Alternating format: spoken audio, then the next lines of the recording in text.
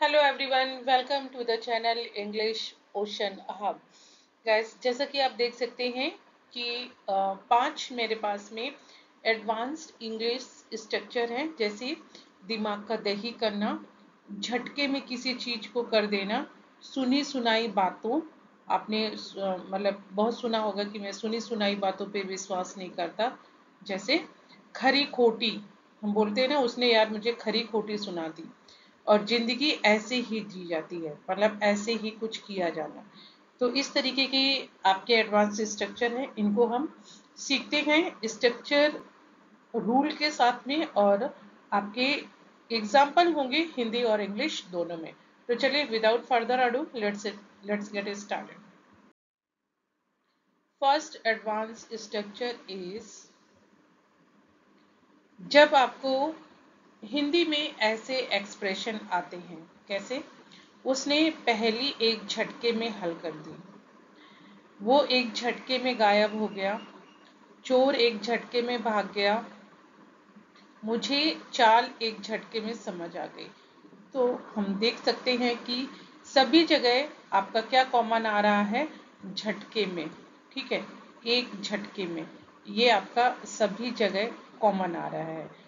तो चलिए इसको देखते हैं कि हम कैसे बनाएंगे इंग्लिश में। इन अ फ्लैश, एक झटके के लिए होता है इन अ फ्लैश। ठीक है, और इसका स्ट्रक्चर देख लीजिए। सब्जेक्ट, उसके बाद डिड समथिंग, मतलब कुछ हुआ, जो भी हुआ, और इन अ फ्लैश, एक झटके में।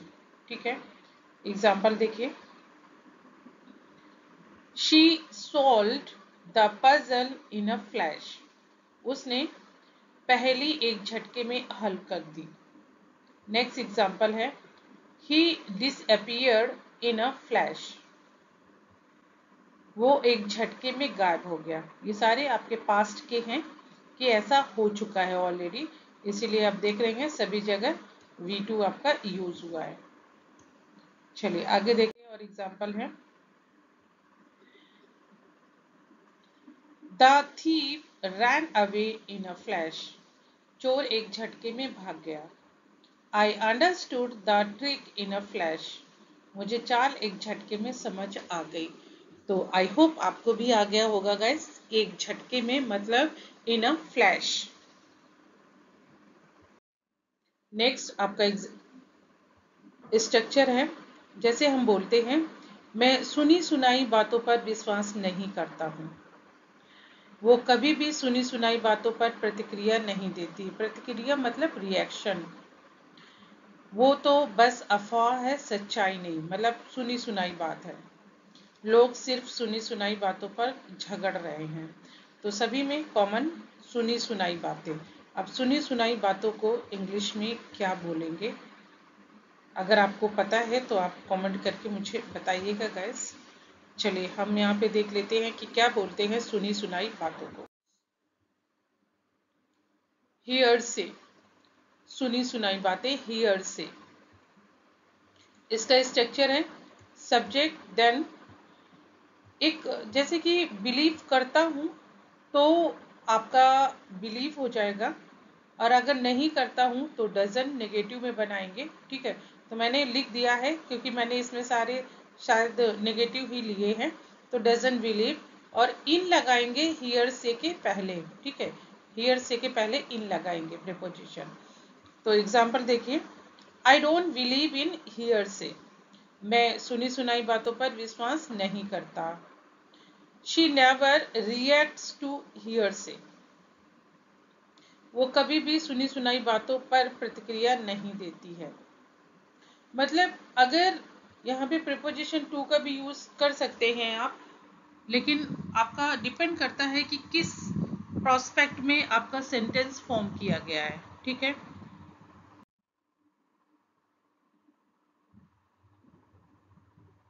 That's just hearsay not truth, वो तो बस अफवाह है, सच्चाई नहीं।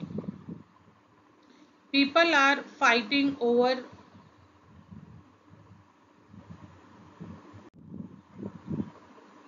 वेयर हेयर से, लोग सिर्फ सुनी सुनाई बातों पर झगड़ रहे हैं। तो गाइस, जब बिलीव की बात आए तो वहां पे आपका इन लगेगा बिलीव के बाद, ठीक है। वो मैं मतलब अब ऐसा नहीं है कि हमेशा हियर से पहले इन आएगा, लेकिन जब बिलीव जहां पर आएगा वहां पे आपका इन जरूर आएगा, ठीक है। आगे देखते हैं।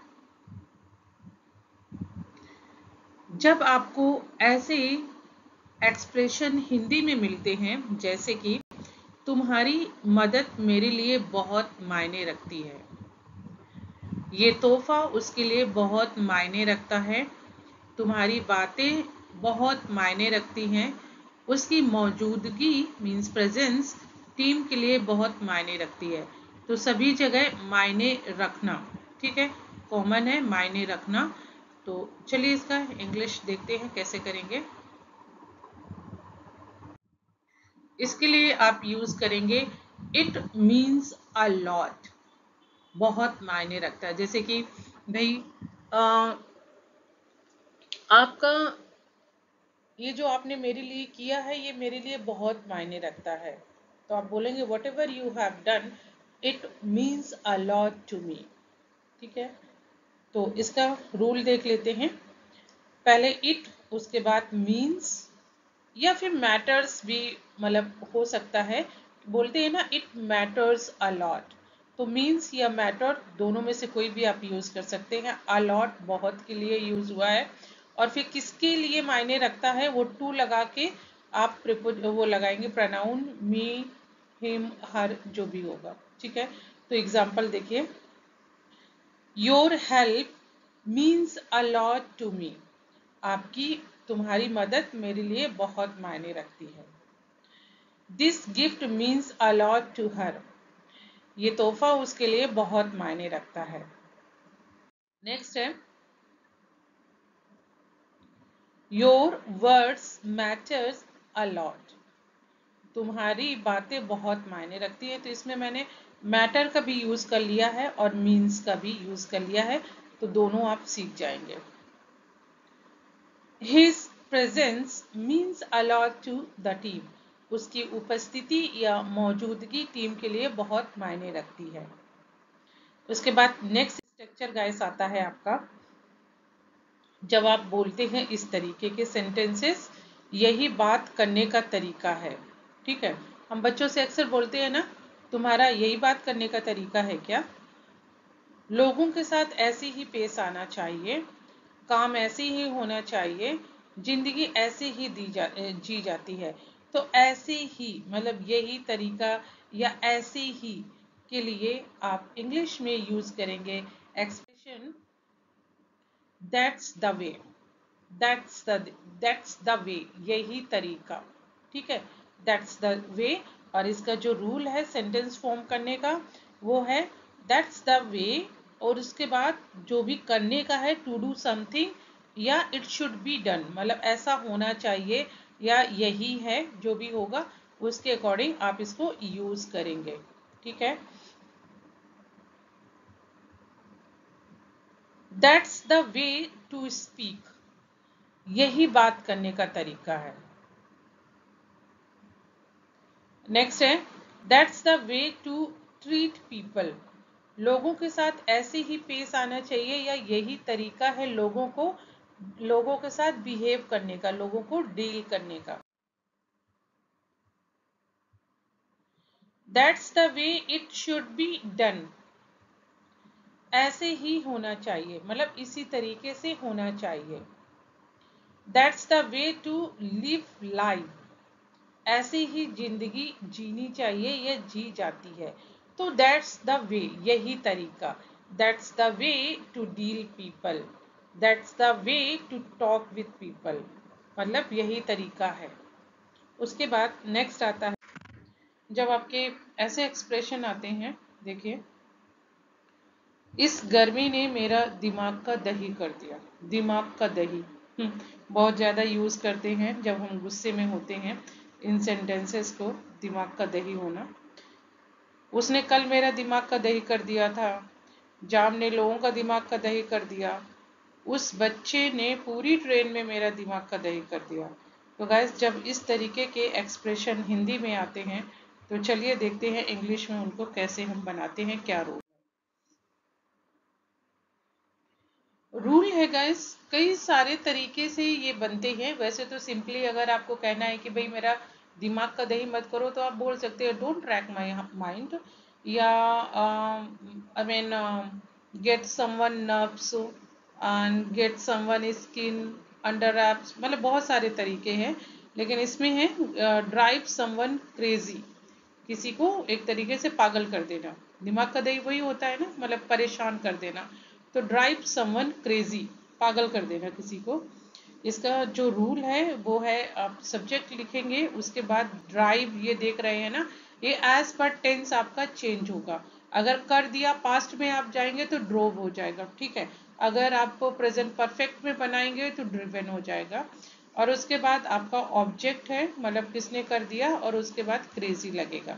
चलिए एग्जाम्पल देखिए।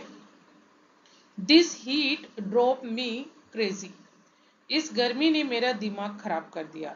तो दिस हीट, इस गर्मी ने, ड्रोव और उसके बाद मेरा क्रेजी। नेक्स्ट एग्जाम्पल है, her non stop questions drop me crazy, उसके लगातार सवालों ने मेरा दिमाग का दही कर दिया। उसके बाद है, traffic jam drives people crazy, जाम ने लोगों का दिमाग का दही करता है, ठीक है। उसके बाद है, they are driving me crazy, वे अभी मेरा दिमाग का दही कर रहे हैं। तो ये गाइस है दिमाग का दही करना, किसी को बहुत ज़्यादा परेशान कर देना। जैसे कि आप बोलते हैं कि भाई बच्चों की वेकेशन सी स्टार्ट हो गई है और वो मेरा दिमाग का दही कर रहे हैं, तो उसके लिए एक और फ्रेज आप यूज़ कर सकते हैं, जैसे they are getting on my nerves, ऐसे भी बोलते हैं। बहुत सारे फ्रेज हैं गाइस एक ही चीज़ को डिस्क्राइब करने का। नेक्स्ट आता है गाइस, माँ ने मुझे देर से आने पर खरी खोटी सुना दी, खरी खोटी, ठीक है। टीचर ने पूरी क्लास को होमवर्क न करने पर खरी खोटी सुनाई। यहाँ पे कॉमन सभी में आप देख रहे हैं खरी खोटी। पापा ने बाइक तेज चलाने के लिए मुझे खरी खोटी सुनाई। उसने अपने दोस्त को झूठ बोलने पर खरी खोटी सुना दी। तो यहाँ सब में कॉमन है खरी खोटी। खरी खोटी के लिए अब देखिए इंग्लिश में हम कैसे फ्रेम करेंगे। खरी खोटी के लिए गाइस यूज करेंगे एन ईयरफुल, एन ईयरफुल, खरी खोटी सुनाना, ठीक है। अब इसका स्ट्रक्चर देखिए, सब्जेक्ट, उसके बाद गेव, खरी खोटी सुनाना तो गेव लगेगा गाइस, या फिर खरी खोटी सुनाता है तो वहां पे गिव हो जाएगा, गिव। और उसके बाद आपका ऑब्जेक्ट होगा जो भी होगा, मी, हिम, उसके बाद एन ईयरफुल, और उसके बाद आएगा रीजन, मतलब जो भी है वहां पे रीजन आएगा कि किस कारण से खरी खोटी उसको सुनाई जा रही है। एग्जाम्पल, माँ ने मुझे देर से आने पर खरी खोटी सुना दी। तो mom gave me an earful for coming late, coming home late. उसके बाद है, टीचर ने पूरी क्लास को होमवर्क न करने पर खरी खोटी सुनाई।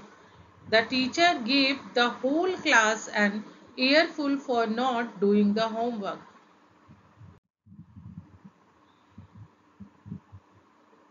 पापा ने बाइक तेज चलाने के लिए मुझे खरी खोटी सुनाई। Papa gave me an earful for riding the bike too fast.